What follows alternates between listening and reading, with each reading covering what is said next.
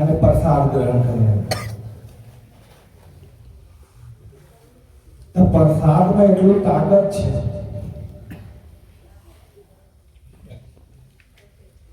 સંતો કહે છે, હું નહીં કહેતો, સંતો કહે છે કે પ્રસાદમાં એટલું તાકાત છે કે નાના કીડીઓ ચાલતા હોય ને હાથી જેવા દહાડે. આપણે તો બધા પ્રસાદ ખાયા ને,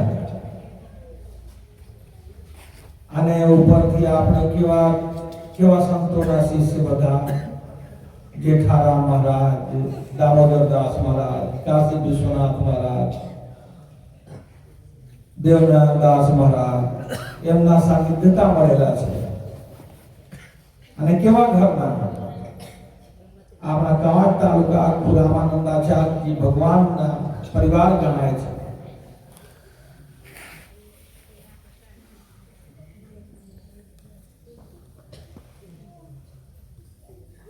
એ પરિવારમાં એવા એવા તમે લોકો છો જે આજે વેગડિયા ગામમાં રામજી મંદિરના સાનિધ્યમાં બેઠા છો. એટલે મને વિશ્વાસ છે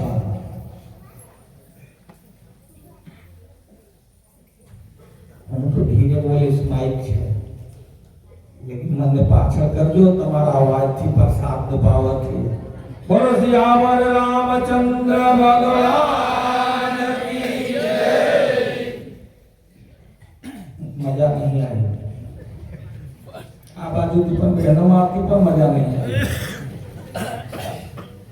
જો કાલે 22 તારીખ હતા, કાલની તારીખમાં આપણા અયોધ્યાનું અંદર 500 વર્ષો પછી ભગવાન રામનું ફરીથી નવા મંદિર નિર્માણ થવાનું પ્રતિષ્ઠા થયું. આજે 23 તારીખ, એટલે સમજો ને કે એક જ દિવસ છે. એક જ દિવસમાં એટલું પાવર ન ઓછું થાય. બધા હળી મળીને બોલો સિયાવર રામચંદ્ર ભગવાન કી જય.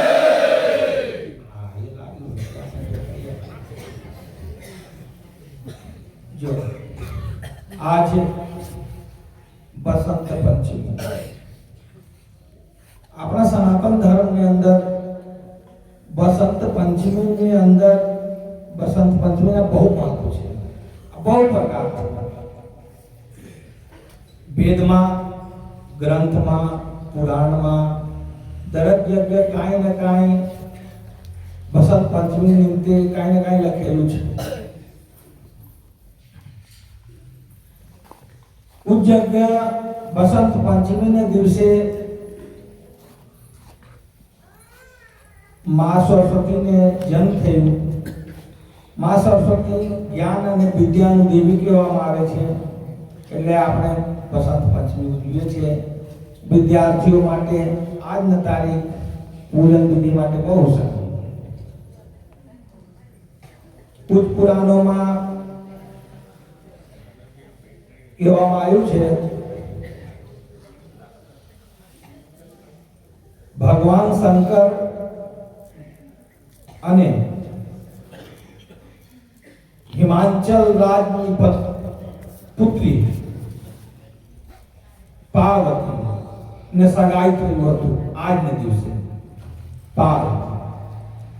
પાર્વતી જોડે સગાઈ, આપણે સગાઈ કહીએ, સગાઈ. આજના તારીખમાં ભગવાન શંકર અને પાર્વતીના સગાઈ થઈ હતી. એટલે શિવરાત્રિએ લગ્ન થયું. એટલે બસંત પંચમીનું મહત્વ છે.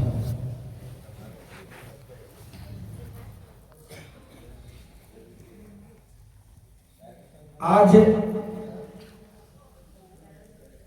સંજોગ બસંત પંચમી ક્યારેક ક્યારેક થોડુંક આગળ પણ આવે છે, ક્યારેક પછી 26 તારીખ, 27 તારીખ, 28 તારીખ એમ જતા રહે છે, ક્યારેક ફરવરીમાં જતા રહે છે. આ વર્ષે બસંત પંચમી જે તારીખ પડ્યા એ તારીખ આપણા હિન્દુસ્તાન માટે, આપણા ભારત વર્ષ માટે, આપણા વર્ત માટે બહુ સારા દિવસ. એવા વીર પુરુષના જન્મોત્સવ છે જે આપણા લોકો આજ બેહીને એક જગ્યા ઉપર જે ભજન કરીએ છે એમના પ્રતાપ છે. આજે 23 તારીખે સુભાષચંદ્ર બોઝના જન્મોત્સવ પણ છે. સુભાષચંદ્ર બોઝ એવા મહાપુરુષ હતા કે એમના વર્ણનમાં આપણે જેટલું શબ્દ કહીએ ને એટલું ઓછું. એમના કરેલો કર્મો આજે આપણે ભોગી રહ્યા છે, જે આજે એકઠા થઈને બધા બેહીને આપણે શાંતિથી સત્સંગ કરી રહ્યા છે.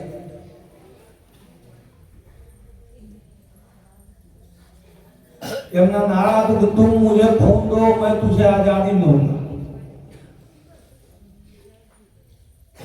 आज ભગવત કાર્યમાં આ શબ્દ વાપરવામાં આવે છે. આપણા સંતો મહંતો એમ કહે કે તુમ મારા જોડાઓ હું તમને પાર લગાડીશ. એ જ શબ્દ છે. બેઉનો અર્થ એક જ છે. અહીં આઝાદી માટે તો અહીં મુક્તિ માટે છે, મોક્ષ માટે છે.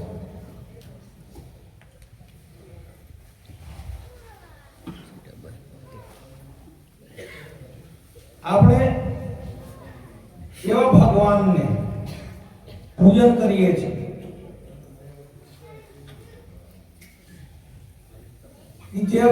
જેમના સંગતમાં એક ફક્ત જીવનમાં જોડવાનું શીખવાડે. ભગવાન રામ રાજગદ્દીથી નીચે ઉતર્યા, તે નીચે એકદમ દક્ષિણમાં લંકા સુધી જોડ્યા. કોઈ જોડે પણ યુદ્ધ પણ કર્યા છે, એમના પેલા 3 વખત ક્ષમાયા છે, માંગ્યા છે, એમને મિલાવવાની વાત કર્યા છે. ભગવાન રામ જોડવાનું શીખવાડે. ત્યારે હૃદયમાં એક વસ્તુ આવે. ભગવાન રામ કેવા દેખાતા હોય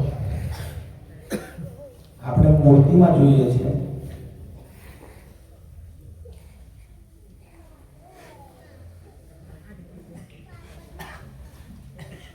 મૂર્તિ કોઈ બહુ સારા મૂર્તિ બનેલા છે. આપણે ભગવાનને હું દર વખતે આવું રામજી મંદિર, દર વખતે રામજીને જો આજે કાલે દહીશ પણ શિંગાર કર્યા હતા, અહીં પણ શિંગાર થયા. આજે મૂર્તિ જોયા બહુ હૃદયથી, મતલબ રામજી જોયા અંદરથી લાગ્યું કેવું સરસ. એટલે હૃદયમાં આવે કે રામજી કેવા હોય. તો પૂજ્ય બાબાજી ગોસ્વામી તુલસીદાસજી મહારાજ રામચરિતમાનસમાં લખ્યા છે, જ્યારે માં જાનકી બાગમાં ગૌરી પૂજન માટે ગઈ હતી આશીર્વાદ માંગવા, તો એમના પૂજનથી માં ગૌરી પ્રસન્ન થયા અને આશીર્વાદ આપ્યા જાનકીને.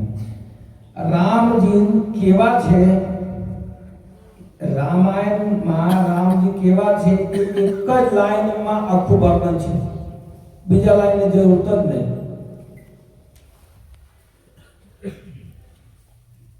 ગૌરી માતા આશીર્વાદ આપ્યા, મન જા હીરાચો મિલહી સોવર,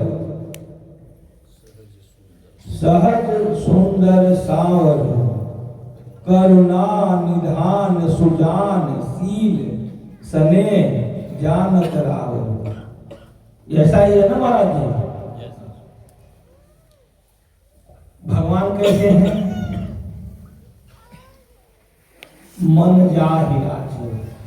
હે સીધે તમારા મનમાં જેવા કલ્પના છે, મન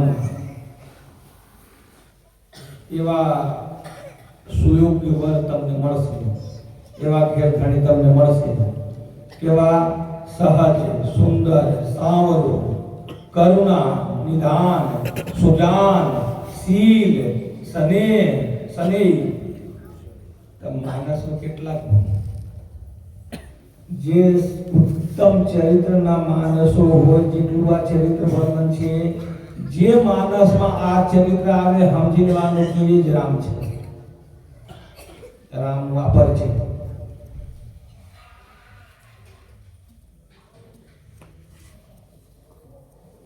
अगर एमनाમાં કોઈ પણ આપણામાં એક ગુણ પણ કોઈ માણસમાં હોય તો સમજી લો એમનામાંથી કાંઈ ને કાંઈ તો રામનું છે જ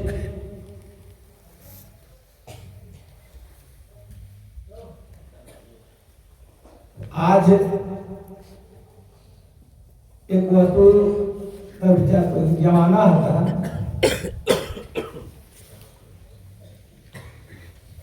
समय समयની મહત્વ છે